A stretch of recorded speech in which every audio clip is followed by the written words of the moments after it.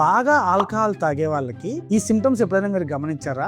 Like కంటి paralysis, అంటే I paralysis, walk చేసేటప్పుడు అంటే నడిచేటప్పుడు బ్యాలెన్స్ లేకుండా నడవడం, తర్వాత కన్ఫ్యూజ్ గా మాట్లాడడం. దీనినే వర్నిక్స్ ఎన్సెఫలోపతి అంటారు.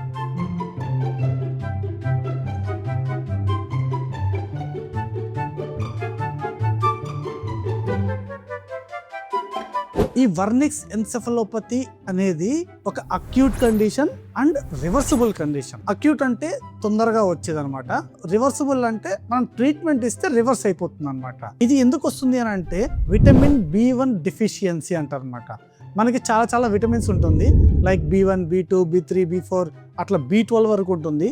వీటిల్ని వాటర్ సాల్యుబుల్ విటమిన్స్ అంటారు అనమాట. ఇంకొక విటమిన్స్ ఏంటంటే ఫ్యాట్ సాల్యుబుల్ విటమిన్స్, దాన్ని ADEK అంటారు. విటమిన్ B1 అనే దాని పేరు థయామిన్ అంటారు అనమాట.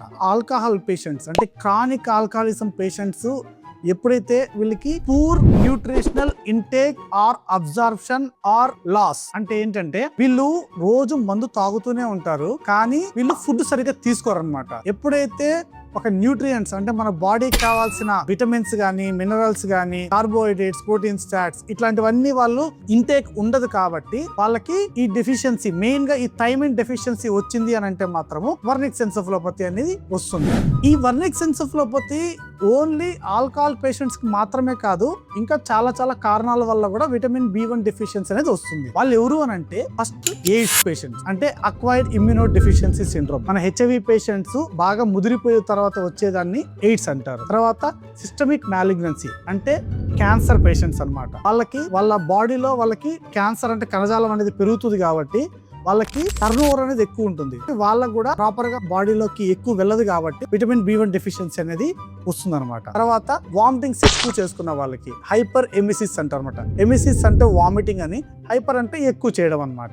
GI సర్జరీస్ అనమాట, అంటే పేగులకు గానీ కడుపుకు గానీ ఆపరేషన్స్ చేసుకున్న పేషెంట్స్ కూడా వస్తుంది అనమాట. తర్వాత డయాలసిస్ పేషెంట్స్ అనమాట, either hemodialysis or peritoneal dialysis, అంటే కిడ్నీ పేషెంట్స్ డయాలసిస్ చేసుకోవడం వల్ల కూడా వస్తుంది. తర్వాత ప్రొలాంగ్డ్ ఫాస్టింగ్ ఆర్ స్టార్వేషన్ అంటారు, అంటే ఏంటంటే ఎక్కువ టైం కానీ ఫుడ్ తీసుకోకపోయినా ఈ విటమిన్ B1 డెఫిషియన్సీ అనేది వస్తుంది. ఇంకోటి ఏంటంటే అనోరెక్సియా నర్వోజా అంటారు. అనోరెక్సియా నర్వోజా అనేది ఏంటంటే ఫియర్ ఆఫ్ గెయినింగ్ వెయిట్, అంటే నేను లావ్ అయిపోతాను అన్న భయంతో వాళ్ళు ఎక్కువ తినకుండా ఉంటారు అనమాట. ఇవి ఇతరత్ర కారణాలు ఇవన్నీ. వర్నిక్స్ ఎన్సెఫలోపతికి ఒక క్లాసిక్ ట్రయాడ్ అంటారు అనమాట. అంటే ఏంటంటే ఈ 3 సిమ్టమ్స్ ఉంది అని అంటే ఇది వర్నిక్స్ ఎన్సెఫలోపతి అని మనం చెప్పుకోవడానికి ఉంటుంది. గోవా అంటారు అనమాట. గోవా ఈజ్ నిమోనిక్ అనమాట.